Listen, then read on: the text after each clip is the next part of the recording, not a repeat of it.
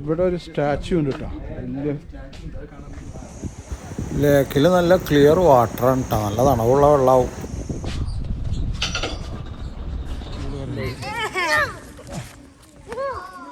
$15,200 height എന്നവിടെ എഴുതി വെച്ചിട്ട്. ഇപ്പോൾ ഞാനുള്ളത് ബുംല പാസ് എന്ന് പറഞ്ഞിട്ട് തവാങ്ങിലാണ്. അതായത് തവാങ്ങിൽ നിന്ന് ഏകദേശം ഒരു 60 കിലോമീറ്റർ കൊണ്ട് വരണം എന്നെങ്കിലാണ് ബുംല പാസ് എന്ന് പറഞ്ഞിട്ടുള്ള ചൈനയുടെ ബോർഡറിൽ എത്തുക. ഇതാണ് ഈ സ്ഥലം ബുംല പാസ്. ഏകദേശം 5200 ഹൈറ്റിലാണ് ഈ സ്ഥലം. അതുകൊണ്ട് തന്നെ ഇവിടെ ഭയങ്കര തണവാണ്. ഓക്സിജൻ ലെവലിൻ്റെ കുറച്ച് പ്രശ്നങ്ങളൊക്കെ ഉണ്ട്. ഈ സമയത്ത് ഓക്കെ, കുറച്ചുകൂടി ഇപ്പോൾ നവംബർ ഡിസംബറൊക്കെ ആയി കഴിഞ്ഞാൽ ഇങ്ങോട്ട് വരാനേ പറ്റില്ല. ഒരു മിലിറ്ററിക്കാർ തന്നെ ഉണ്ടാവുള്ളൂ. മിലിറ്ററിക്കാരെ സമ്മതിക്കണം. ഇപ്പോൾ തന്നെ നമുക്കൊന്നും പിടിച്ചിരിക്കാൻ പറ്റുന്നില്ല. അപ്പോൾ ഈ നവംബർ ഡിസംബറിലൊക്കെ ഇവിടുത്തെ മിലിറ്ററി അല്ല ഇവിടുത്തെ സോൾജേഴ്സ് ശരിക്കും കഷ്ടപ്പെടുന്ന ഒരവസ്ഥ തന്നെയാണ്. കാരണം അത്രയും തണവല്ലേ ഇവിടെ. പക്ഷേ അതുകൊണ്ടാ 5200 അടി ഇവിടെ എഴുതി വെച്ചിട്ടുണ്ട്. പിന്നെ ഇതിൻ്റെ ബോർഡറിൻ്റെ അപ്പുറത്ത് കണ്ട അവിടേക്ക് നമ്മൾ വീഡിയോ ഒന്നും അലൗഡ് അല്ല. നമ്മൾ ഇതിൻ്റെ ഉള്ളിൽ നിന്ന് പാസ് എടുക്കണം. ഇവിടെ നിന്ന് പാസ് എടുത്തു കഴിഞ്ഞാൽ അവിടെ ഒരു 3-4 മിലിറ്ററി നമ്മളെ കൂടെ കൊണ്ടുപോയിട്ട് സോൾജേഴ്സ് നമ്മളെ കൊണ്ടുപോയിട്ട് അവിടെ കൊണ്ടുപോയിട്ട് കാണിച്ചു തരും. ഇന്നത് പറഞ്ഞു തരും. ഇന്ന കാര്യങ്ങളും അവിടെ മിലിറ്ററിയുടെ കാര്യങ്ങളും ഇതൊക്കെ നമുക്ക് പറഞ്ഞു തരും. അങ്ങനെയാണ് ഒരു സിസ്റ്റം. അതുകൊണ്ട് തന്നെ അവിടെ നമുക്ക് വീഡിയോ ഫോട്ടോഗ്രാഫി ഒന്നും അലൗഡ് അല്ല. ഏകദേശം ഇതുവരെ നമുക്ക് വളരെ സെൻസിറ്റീവായിട്ടുള്ള ഏരിയ, എന്നും പ്രശ്നങ്ങൾ നടക്കുന്ന ഒരു സ്ഥലമാണ്. ഇടയ്ക്കൊക്കെ കുറേ മുന്നേയും ഇവിടെ ചില പ്രശ്നങ്ങളൊക്കെ നടന്നിട്ടുണ്ട്. അതുകൊണ്ട് തന്നെ ഇതൊരു സെൻസിറ്റീവ് ഏരിയ ആയിട്ട് കണക്കാക്കുന്നത്. അതുകൊണ്ടാണ് അധികം ടൂറിസ്റ്റുകൾക്ക് കുറച്ച് ഫ്രീഡം കുറവാണ്. അപ്പോൾ ഞാൻ കഴിഞ്ഞ ഇതിൽ തന്നെ ട്രിപ്പിൽ ഞാൻ ബംഗ്ലാദേശ് ബോർഡറിൽ പോയിട്ടുണ്ടായിരുന്നു. അവിടെയൊന്നും പ്രശ്നമില്ല. നമുക്ക് ബോർഡറിൻ്റെ തൊട്ടടുത്ത് നിന്നിട്ട് ഞാൻ വീഡിയോ ചെയ്തിട്ടുണ്ട്. അത് തൊട്ടടുത്ത് നിന്നിട്ട് ബംഗ്ലാദേശികളായിട്ടും ഇന്ത്യക്കാരെയൊക്കെ ആയിട്ട് സംസാരിക്കാൻ പറ്റും. പക്ഷേ ഇവിടുത്തെ ഒരു സിസ്റ്റം വളരെ സെൻസിറ്റീവായതിൻ്റെ പേരിൽ തന്നെ നമുക്ക് കാണാനേ പറ്റുള്ളൂ. ജസ്റ്റ് അകലെന്ന് പിന്നെ നമുക്ക് ഇവർ സംസാരിക്കാൻ പറ്റില്ല. പക്ഷേ ബംഗ്ലാദേശിൻ്റെ ബോർഡറിൽ പോയാൽ അവർക്ക് ഹിന്ദി അറിയണതിൻ്റെ പേരിൽ നമുക്ക് അങ്ങോട്ടും ഇങ്ങോട്ടും നിന്നിട്ട് സംസാരിക്കാൻ പറ്റും. അതിൻ്റെ ഒരു വീഡിയോ ഞാൻ ചെയ്തിട്ടുണ്ട്, അത് കാണാം. നവംബർ ഡിസംബർ മാസങ്ങളിലൊക്കെ എന്ന് പറഞ്ഞു കഴിഞ്ഞാൽ -15-20 മേലെ തണവ് വരുന്ന ഒരു സ്ഥലമാണ്. അതുമാത്രമല്ല ഒരു 10 അടി 15 അടി ഹൈറ്റിൽ മഞ്ഞുണ്ടാവും. അപ്പോൾ അതുകൊണ്ട് തന്നെ ഇവിടെ മിലിറ്ററിക്കാർക്കും അല്ലെങ്കിൽ സോൾജേഴ്സിനൊക്കെ പറഞ്ഞു കഴിഞ്ഞാൽ ഇവിടെ വലിയ ബുദ്ധിമുട്ടാണ്. ഈ നവംബർ ഡിസംബർ ഒരു 5-6 മാസം ഇവിടെ തള്ളി നീക്കുക തന്നെ ഒരു ഈസി ആയിട്ടുള്ളൊരു കാര്യമല്ല എന്നുള്ളതാണ്. അപ്പോൾ നമുക്കിപ്പോൾ തന്നെ ഇവിടെ പിടിച്ച് നിൽക്കാൻ പറ്റുന്നില്ല. പ്രത്യേകിച്ച് നമ്മൾ ഈ സൗത്ത് ഇന്ത്യ എന്ന് പറഞ്ഞാൽ കുറച്ചുകൂടി ചൂട് കൂടുതലുള്ള തണവ് നമ്മളധികം സഹിക്കുന്നില്ലല്ലോ. പക്ഷേ ഈ ഒരു ഏരിയയിൽ വന്നു കഴിഞ്ഞാൽ നമുക്കൊന്നും പിടിച്ച് നിൽക്കാൻ പറ്റില്ല. അപ്പോൾ ഈ നവംബർ ഡിസംബറിലൊക്കെ മലയാളികളൊക്കെ ഇവിടെ ഡ്യൂട്ടിയിലുണ്ട് വെച്ചെങ്കിൽ അവരുടെ കാര്യമൊക്കെ വളരെ മോശം തന്നെ. വളരെ എളുപ്പമല്ല എന്ന് മാത്രം. ഇവിടെ ഡ്യൂട്ടി എന്ന് പറഞ്ഞു കഴിഞ്ഞാൽ ഇറ്റ്സ് നോട്ട് ഈസി ടാസ്ക് എന്ന് വേണമെന്ന് പറയാം. പിന്നെ ഇവിടുത്തെ ഒരു പട്ടാളക്കാരൻ മറ്റൊരു പ്രശ്നം എന്താണെന്ന് വെച്ചെങ്കിൽ ഇവിടുത്തെ ചൈനീസ് അതിർത്തിയിലുള്ള പട്ടാളക്കാർക്ക് ഭാഷ അറിയില്ല. അവർക്ക് ചൈനീസ് ഭാഷ മാത്രമേ അറിയുള്ളൂ. ആ സമയം നമുക്ക് വല്ല പാകിസ്ഥാൻ ബോർഡറിലോ അല്ല വെച്ചെങ്കിൽ ബംഗ്ലാദേശ് ബോർഡറിലൊക്കെയാണെന്ന് വെച്ചാൽ പട്ടാളക്കാർക്ക് അങ്ങോട്ടും ഇങ്ങോട്ടും സംസാരിക്കാൻ പറ്റും. ഇവർക്ക് അത് പറ്റില്ല. അതും കൂടിയാണ് ഇവിടുത്തെ വലിയൊരു പ്രശ്നം. അതുകൊണ്ട് തന്നെ പിന്നെ ഇവിടുത്തെ ഒരു നിയമം എന്ന് പറഞ്ഞു കഴിഞ്ഞാൽ ഇവിടെ തോക്ക് എടുക്കാൻ പാടില്ല. മിലിറ്ററി പട്ടാളക്കാർ അങ്ങോട്ടും ഇങ്ങോട്ടും യുദ്ധം ചെയ്യുന്ന സമയത്ത് തോക്ക് അങ്ങനെയുള്ളതൊന്നും പാടില്ല. ഒന്നുമില്ല വെച്ചാൽ വടി അല്ല വെച്ചാൽ കൈ കൊണ്ട് അടിച്ചിട്ട് അങ്ങനത്തെ ഒരു നിയമമുണ്ട്. അതുകൊണ്ട് തന്നെ ഇപ്പോൾ കഴിഞ്ഞ ഒരു 1-2 വർഷം മുന്നേ ഇതേമാതിരി ഒരു വലിയ വിഷയം ഉണ്ടായിട്ട് ഇവിടെ നിന്ന് അടിച്ചോടിയത്തൊക്കെ ചെയ്തിട്ടുണ്ട്. പിന്നെ നമ്മളെ ആൾക്കാരൊക്കെ തന്നെ കുറച്ചുകൂടി കളരി അഭ്യസിച്ചിട്ടുള്ള ആൾക്കാരാണ്. അത് കളരിയൊക്കെ പഠിപ്പിക്കുന്നുണ്ട് ഇവിടുത്തെ ചൈനീസ് അതിർത്തിയിലുള്ള സോൾജേഴ്സിന്. അപ്പോൾ നമുക്ക് ഇവിടെ നിന്ന് നീങ്ങാൻ മറ്റൊരു സ്ഥലത്തേക്ക് പോവാം. കുറച്ചുകൂടി വേറൊരു സംഭവമുണ്ട് ഇവിടെ. അപ്പോൾ അവിടേക്ക് നീങ്ങാണ്ട. ഇവിടെ ബുദ്ധവിശ്വാസികളാണ് ബുദ്ധൻ്റെ മൊണാസ്ട്രികളൊക്കെ ഉണ്ട് ഈ പോണ വഴിയിൽ. പക്ഷേ അധികം ജനവാസം കുറവാണെന്ന് മാത്രമേ ഉള്ളൂ. പൊതുവേ അധികം ഈ ഏരിയയിലൊക്കെ മിലിറ്ററിക്കാരുടെ ടെൻറ്റുകളും അല്ലാച്ചെങ്കിൽ അവരുടെ ഓഫീസുകളും കാര്യങ്ങളൊക്കെ തന്നെ ഈ റോഡ് സൈഡിൽ കാണുന്നുള്ളൂ. അതേമാതിരി കടങ്ങുകൾ കാണാം. കടങ്ങൾ അതായത് യുദ്ധം ചെയ്യാൻ വേണ്ടിയിട്ടുള്ള സംഭവമൊക്കെ ഇല്ലേ, കടങ്ങെന്നല്ല അതിന് പറയാം, ശരിക്കും അതിന് വേറൊരു പേരുണ്ട്.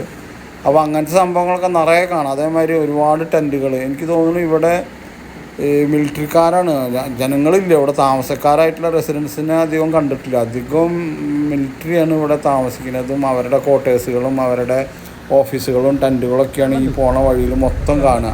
ഒരു വീടൊന്നും കാണില്ല. അതായത് ഈ നാട്ടുകാരായിട്ടൊരാളെയും നമ്മൾ ഈ വഴിയിലൊന്നും എവിടെയും കണ്ടിട്ടില്ല. ഇത് ജസ്വന്ത് സിംഗ് എന്ന് പറഞ്ഞിട്ടൊരു പട്ടാളക്കാരൻ. പണ്ട് ഇന്ത്യ ചൈന ബോർഡറിൽ യുദ്ധം ഉണ്ടായപ്പോൾ അന്ന് അത്രയും സ്ട്രോങ് അല്ലായിരുന്നു ഇന്ത്യയുടെ മിലിറ്ററിയും കാര്യങ്ങളൊക്കെ. അന്ന് കാലത്ത് ജസ്വന്ത് സിംഗ് 5-6 പട്ടാളക്കാരായിട്ട് അവിടെ ഭയങ്കര യുദ്ധം നടക്കുകയും അവരെ ചൈനീസ് പട്ടാളം പിടിച്ചുകൊണ്ടുപോയി ചെയ്തത്. അതിൽ ഇയാൾക്ക് വെടിയേറ്റിട്ടൊക്കെ ഉണ്ടായിരുന്നു. പക്ഷേ എന്തെങ്കിലും അയാൾ അവിടെ നിന്നിട്ട് അവരുടെ കൂടെ അവർക്ക് എതിർത്ത് നിന്നു. അവരുടെ ഭക്ഷണമോ മരുന്നോ അല്ല വെച്ചെങ്കിൽ അവർ പറയണതിനൊന്നും ആൻസർ കൊടുക്കാതെ അവിടെ നിന്നിട്ട് അവിടെ സ്വയം വീരമൃത്യു ഭരിച്ച ഒരു പട്ടാളക്കാരനാണ്, ഒരു ജവാനാണ് ഈ ജസ്വന്ത് സിംഗ്. അയാളുടെ ഓർമ്മയ്ക്കായിട്ട് ഉണ്ടാക്കിയിട്ടുള്ള ഒരു ക്ഷേത്രമാണിത്. ഇവിടെ മിലിറ്ററി ഒന്നും കണ്ട് അവർ എല്ലാ പട്ടാളക്കാരും ഇവിടെ വന്നിട്ട് പ്രാർത്ഥിക്കുകയും അല്ലച്ച വിളക്ക് വയ്ക്കുകയൊക്കെ ചെയ്യുന്നതാണ്. അല്ലച്ചെങ്കിൽ സല്യൂട്ട് കൊടുക്കുന്ന ഒരു സ്ഥലമാണ് ഈ ഒരു ക്ഷേത്രം എന്ന് പറയുന്നത്. ഈ ഒരു തടാകത്തിന് ചുറ്റും പട്ടാളക്കാരുടെ കുറേ ക്വാർട്ടേഴ്സുകളും അല്ലച്ചെങ്കിൽ ടെൻറ്റുകളും കാര്യങ്ങളും ഓഫീസുകളൊക്കെ ഉണ്ട് എന്നുള്ളതാണ്. ഒരു മനോഹരമായിട്ടുള്ളൊരു സ്ഥലമാണ്. പക്ഷേ ഈ പറഞ്ഞ മാതിരി തണവിൻ്റെ ഒരു സീസൺ അല്ല, ഡിസംബർ ജനുവരിക്ക് എന്ന് പറഞ്ഞു കഴിഞ്ഞാൽ ഇവിടെ നമുക്ക് ഒന്നും വരാനേ പറ്റില്ല. കാരണം അത്രയും തണവും മഞ്ഞ് മൂടി കിടക്കുന്ന ഒരു സ്ഥലമാണ്. അപ്പോൾ ഇവിടുത്തെ പട്ടാളക്കാരെ മാത്രമേ ഇവിടെ കാണാൻ പറ്റുള്ളൂ. കണ്ടോ, അത്രയധികം ടെൻറ്റുകളാണ്. ഒക്കെ പച്ച കളർ അടിച്ചിട്ടുള്ള ടെൻറ്റുകൾ ഇവിടെ കാണാൻ പറ്റും. പിന്നെ മറ്റൊരു കാര്യം, ഞാനിപ്പോൾ ജമ്മുവിലും അല്ലച്ചെങ്കിൽ കാശ്മീരിൽ, ലഡാക്കിൽ, കാർഗിലൊക്കെ പോയിട്ടുണ്ട്. പക്ഷേ അവിടെ നിന്ന് ഇത്ര അധികം പട്ടാളക്കാരെ കണ്ടിട്ടില്ല. ഈ ഒരു അരുണാചൽ പ്രദേശിൻ്റെ ബുംല പാസ് അല്ലച്ച ചൈനീസ് ബോർഡറുകളിലൊക്കെയാണ് ഏറ്റവും കൂടുതൽ മിലിറ്ററീനെ കണ്ടിട്ടുള്ളത്. അതെന്ന് വെച്ചാൽ പട്ടാളക്കാർ, അവരുടെ ക്യാമ്പുകൾ, അവരുടെ ക്വാർട്ടേഴ്സുകളും ഓഫീസുകളൊക്കെ നമ്മൾ അരുണാചൽ പ്രദേശിൻ്റെ ഈ ചൈനീസ് ബോർഡർ ഭാഗങ്ങളിൽ പോകുമ്പോൾ കിലോമീറ്ററോളം, നൂറുകണക്കിന് കിലോമീറ്ററോളം വേറെ വീടുകളോ അല്ല വെച്ചാൽ ഇവിടുത്തെ നാട്ടുകാരായിട്ടുള്ള ആൾക്കാരുടെ വീടുകളൊന്നും കണ്ടിട്ടില്ല. അധികം കണ്ടിട്ടുള്ളത് മെയിനായിട്ട് ഈ പട്ടാളം, അവരുടെ പട്ടാളക്കാരും അവരുടെ ക്വാർട്ടേഴ്സുകൾ ഓഫീസുകളും മാത്രം ഇഷ്ടം പോലെയാണ് കണ്ടിട്ടുള്ളത്. പക്ഷേ മറ്റൊരു സ്ഥലത്തും ഇത്ര അധികം പട്ടാളക്കാരെ ഞാൻ കണ്ടിട്ടില്ല. ഇന്ത്യയുടെ മറ്റുള്ള ഞാൻ ഒരുവിധം ഭാഗങ്ങളിലൊക്കെ പോയി കഴിഞ്ഞിട്ടുണ്ട്. പക്ഷെ അവിടെ നിന്ന് ഇത്ര അധികം ഒന്നും കണ്ടിട്ടില്ല. ഇനി നമ്മൾ ഈ ബോർഡറിൽ തന്നെ ഒരു നല്ല ലേക്ക് ഉണ്ട് എന്ന് പറഞ്ഞായിരുന്നു. നല്ല മലകളുടെ ഇടയിലായിട്ടൊരു നല്ല അടിപൊളി ലേക്ക്. ആ ലേക്ക് കാണാനാണ് നമ്മൾ അടുത്ത പോക്കിട്ട് അങ്ങോട്ടാണ് പോണത്.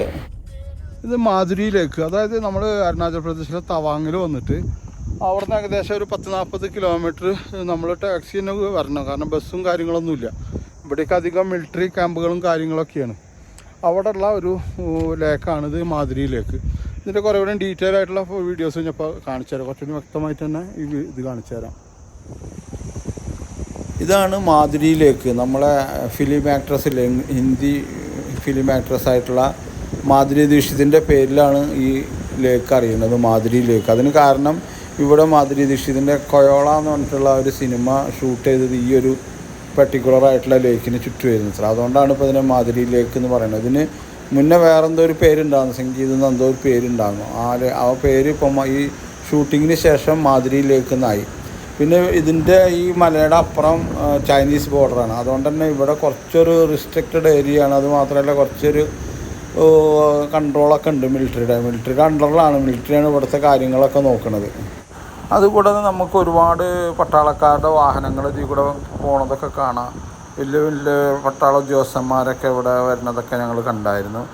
അതുമാത്രമല്ല അടിപൊളി ഒരു സ്ഥലം തന്നെയാണ്. നല്ലൊരു ലൊക്കേഷൻ എന്ന് പറഞ്ഞു കഴിഞ്ഞാൽ നല്ല തണവും ഒക്കെ ഉണ്ട്. പക്ഷേ ഈ പറഞ്ഞ മാതിരി തന്നെ ഇവിടെ ഈ ഒരു ടൈമിൽ തന്നെയാണ് ഇവിടെ പറ്റുള്ളൂ. നവംബർ ഡിസംബറിലൊക്കെ ഇതൊക്കെ മഞ്ഞായിട്ട് മൂടി കിടക്കുന്ന ഒരു സ്ഥലം തന്നെയാണ്. അധികം ആൾക്കാർക്കും കൊണ്ട് വരാനൊന്നും പറ്റിയെന്ന് വരില്ല. അത്രയും മഞ്ഞ് നിറഞ്ഞു കിടക്കുന്ന ഒരു സ്ഥലം കൂടിയാണ് ഈ ഒരു മാധുരിയിലേക്ക്. പക്ഷേ ഈ ഒരു സമയത്ത് ഒരുപാട് ടൂറിസ്റ്റുകൾ ഈ സ്ഥലത്ത് വരുന്നുണ്ട് എന്നുള്ളതാണ്. പിന്നെ ഇവിടെ ഒരു ക്യാൻറ്റീനുണ്ട്, മിലിറ്ററിക്കാർ നടത്തുന്ന ക്യാൻറ്റീനാണ്. ഇതാ കാണുന്ന ക്യാൻറ്റീന്. ആ ക്യാൻറ്റീനിൽ നല്ല അടിപൊളി ഭക്ഷണം കിട്ടുന്നുണ്ട്. നല്ല പൂരി മാറ്റത്തെ വേറൊരു ഭക്ഷണം, നല്ല ടേസ്റ്റ് ഉണ്ട്. അതിനൊക്കെ നിസ്സാര കാശ വരണമെന്നുള്ളൂ കേട്ടോ. അപ്പോൾ നമ്മൾ ബോംല പാസിൽ അല്ലാച്ച വേറെ സിറ്റിയിൽ തന്നെ അരുണാചൽ പ്രദേശിൽ മറ്റുള്ള ഹോട്ടലിലൊക്കെ കഴിച്ച് നോക്കുമ്പോൾ അതിൻ്റെ പകുതി കാശിന് നല്ല അടിപൊളി ഭക്ഷണം ഈ ഒരു ക്യാൻറ്റീനിൽ ഇവിടെ കിട്ടുന്നുണ്ട്. അതുമാതിരി തന്നെ ബോംല പാസിലും ഒരു ക്യാൻറ്റീൻ ഉണ്ട്. അവിടെയും നല്ല ഭക്ഷണം വളരെ ചീപ്പായിട്ട് കിട്ടുന്നുണ്ട്. പിന്നെ വേറെ വഴിയൊന്നുമില്ല, നമുക്ക് ഇങ്ങനെയുള്ള ക്യാൻറ്റീനിൽ തന്നെ ഭക്ഷണം കഴിക്കാൻ പറ്റുള്ളൂ. ഇവിടെ പോണ വഴിയിൽ ഹോട്ടലുകളും മറ്റുള്ള കാര്യങ്ങളൊക്കെ വളരെ കുറവ്, അപൂർവമായിട്ട് തന്നെ ഉള്ളൂ. അപ്പോൾ നമ്മൾ ആശ്രയം എന്ന് പറഞ്ഞു കഴിഞ്ഞാൽ ഇവിടുത്തെ മിലിറ്ററി ക്യാമ്പുകളിലുള്ള ക്യാൻറ്റീനുകളിലൊക്കെയാണ് നമുക്ക് ഭക്ഷണം കഴിക്കാൻ പറ്റുള്ളൂ ഇങ്ങനെയുള്ള യാത്രകളിൽ. അപ്പം ഇനി നമ്മൾ പോണത് തവാങ്ങിലേക്കാണ്. തവാങ്ങിലാണ് ഞങ്ങൾ താമസിക്കുന്നത് വെച്ചാൽ പോലും തവാങ്ങിലെ കാഴ്ചകൾ കണ്ടിട്ടില്ല. അപ്പോൾ നമ്മൾ നേരെ തവാങ്ങിലേക്കാണ് പോണത്. ഓക്കെ, അടുത്തത് അവിടെ താഴത്ത് അകലേറ്റ് കണ്ട ഒരു സ്റ്റാച്ചു, ബുദ്ധൻ്റെ വലിയൊരു സ്റ്റാച്ചു കാണുന്നുണ്ട്. അത് തവാങ്ങാണ്, തവാങ് സിറ്റി. നമുക്ക് അവിടെ പോയി അവിടെ നേരിട്ട് കാണാം. ഇവിടെ ഒരു സ്റ്റാച്ചു ഉണ്ട് കേട്ടോ, വലിയ ബുദ്ധൻ്റെ ഒരു സ്റ്റാച്ചു ഉണ്ട്. ഇവിടെ ഒരു കൂറ്റൻ സ്റ്റാച്ചു ഉണ്ട് ബുദ്ധ ഭഗവാന്റെ. ഇങ്ങനത്തെ ഞാൻ മുന്നേ കണ്ടിട്ടുള്ളത് നേപ്പാളിൽ ഇതേമാതിരി ഒരു 3 സ്റ്റാച്ചു അടുപ്പിച്ച് വെച്ചിട്ടുണ്ട്. ഇത് കോൺക്രീറ്റ് ആണ്, അതായത് സിമെൻറ്റ് കൊണ്ട് ഉണ്ടാക്കിയിട്ടുള്ള. മറ്റേത് അവിടെ സ്റ്റീൽ കൊണ്ട് അങ്ങനെ എന്തോ ഒരു ലോഹം കൊണ്ട് ഉണ്ടാക്കിയിട്ടുള്ള വലിയ കൂറ്റൻ സ്റ്റാച്ചു ഞാൻ നേപ്പാളിൽ കണ്ടിട്ടുണ്ട്.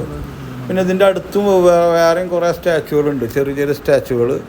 പക്ഷെ അത് ബുദ്ധ ഭഗവാനല്ല, ആ വിശ്വാസത്തിനോട് ബന്ധപ്പെട്ട വേറെ ഏതൊക്കെയോ ദൈവങ്ങളാണെന്ന് തോന്നുന്നു. എനിക്ക് അതിനെപ്പറ്റി അറിയില്ല. പിന്നെ ഇവിടെ ഒരുപാട് ലൈഫ് വീലുകളുണ്ട്. കണ്ട വലിയൊരു ലൈഫ് വീൽ ഇരിക്കുന്നത് ജയൻറ്റ് ലൈഫ് വീൽ, അതിൻ്റെ മുകളിലാണ് ഈ സ്റ്റാച്ചു ഉള്ളത്. ഇവിടെ ഈ ബുദ്ധവിശ്വാസികളുടെ മെയിൻ ഒരു പരിപാടി എന്ന് പറഞ്ഞു കഴിഞ്ഞാൽ ഈ ലൈഫ് വീല് തിരിക്കുകയാണ്. ഏതൊരു മൊണാസ്ട്രിയിൽ വന്നു കഴിഞ്ഞാലും ഒരുപാട് ലൈഫ് വീലുകളുണ്ടാവും. കണ്ട അവിടെയും ഉണ്ടാവും ഒരു വലിയൊരു ലൈഫ് വീലാണ്, അതിൻ്റെ മേലെ വേറെ സ്റ്റാച്ചു. നമ്മൾ ആ ചൈനും ലൈഫ് വീല് തിരിക്കാൻ നടക്കുന്നുണ്ട് കണ്ടാ, പാപമോക്ഷത്തിനായിട്ട്. ഇവിടെ ഒരു ജയൻറ്റ് ലൈഫ് വീലുണ്ട്.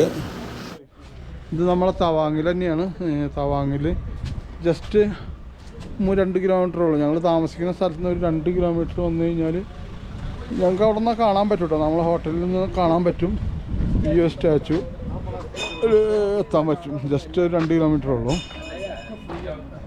ഇവിടെ പിന്നെ ഭക്ഷണമൊക്കെ ഫ്രീ കിട്ടും, ചോറും ചായയും കാപ്പിയൊക്കെ ഫ്രീ ഉണ്ട് കേട്ടോ. ഞങ്ങൾ കഴിച്ചിട്ടില്ല, കഴിക്കാൻ പോണേ ഉള്ളൂ. പിന്നെ ഇതിൻ്റെ ഈ സ്റ്റാച്ചുവിൻ്റെ അടിയിലും ഇതേമാതിരി എന്താ ജയൻറ്റ് വീലുണ്ട്. ജയൻറ്റ് വീലല്ല, ലൈഫ് വീൽ കണ്ടാ. ഇവിടെ നമ്മൾ ഇത് ചെയ്യാൻ പോണ്. ഒരുപാട് ലൈഫ് വീലുകളുണ്ട് കേട്ടോ, ഗോൾഡൻ പെയിൻ്റ് അടിച്ചുള്ള ലൈഫ് വീലുകൾ. ഇതാണ് ഇവിടുത്തെ ഏത് ബുദ്ധ മൊണാസ്ട്രിയിൽ പോയി കഴിഞ്ഞാലും ഇവിടെ കണ്ട ഒരു പഗോഡയാണ്. ഇത് പഗോഡയാണ് കണ്ട, ബുദ്ധ പഗോഡ വീലുകൾ. എടാ അത് തിബറ്റൻ കോളനിയാണോ? തിബറ്റൻസ് താമസിക്കുന്ന സ്ഥലമാണെന്ന് തോന്നുന്നത്. ആ ഗോൾഡൻ പെയിന്റ് അടിച്ചിട്ടുള്ള ആ കാണുന്നത് കണ്ട, കോളേജ് എന്ന് പറഞ്ഞാൽ. അപ്പോൾ നമ്മൾ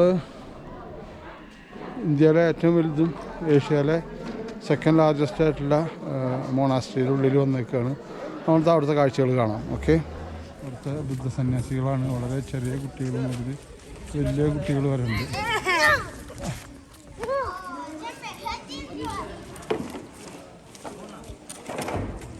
പിന്നെ ഇവിടെ നിന്ന് നോക്കിയാൽ നമുക്ക് അവിടെ ആ വലിയ ബുദ്ധൻ്റെ സ്റ്റാച്ചു കാണാൻ പറ്റൂട്ടാ. വാവ്, ഒരു ഗംഭീര സ്റ്റാച്ചു തന്നെയാണ് കേട്ടോ ഗൗതമ ബുദ്ധൻ്റെ.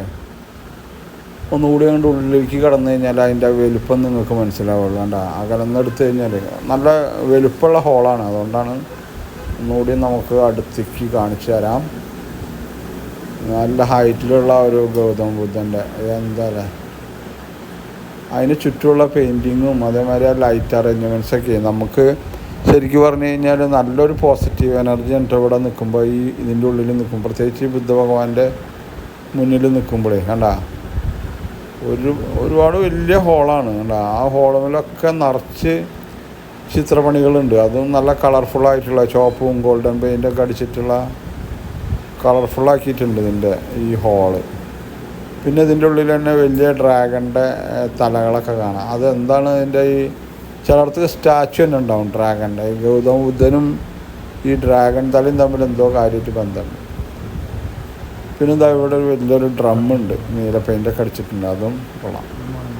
ഇവിടെ കയറി കഴിഞ്ഞാൽ ഇവിടെ ഭിക്ഷുക്കൾക്ക് ഇരിക്കാൻ വേണ്ടിയിട്ടുള്ള ഇതൊക്കെ വിരിച്ചിട്ടുണ്ട്. നല്ല അടിപൊളി ഹോളാണ്. പിന്നെ ഇവിടെ എ സിയുടെ ആവശ്യമൊന്നുമില്ല, കാരണം നല്ല തണവുള്ള സ്ഥലമാണിത്. അതുകൊണ്ട് തന്നെ റൂമിലൊക്കെ വന്നു കഴിഞ്ഞാൽ ഒരു പ്രത്യേക പിന്നെ നല്ല തണവും കാര്യങ്ങളൊക്കെ ഉണ്ട്. ഇതാണ്ട് ഒരു ഡ്രാഗൻ്റെ തല. ഈ ഡ്രാഗൻ്റെ തല ചിലയിടത്ത് ഡ്രാഗൻ തന്നെ പ്രതിമ തന്നെ ഉണ്ടാക്കി വെച്ചിട്ടുണ്ടാകും. പിന്നെ മിക്കതിലും ഡ്രാഗൻ്റെ ചിത്രം ഉണ്ടാകും. പിന്നെ പൊതുവെ ഈ ചൈനീസ് ഇതിലുമൊക്കെയും ഡ്രാഗൺ വലിയൊരു സംഭവമാണ്. അവിടെയുണ്ട് ഡ്രാഗൻ്റെ തല.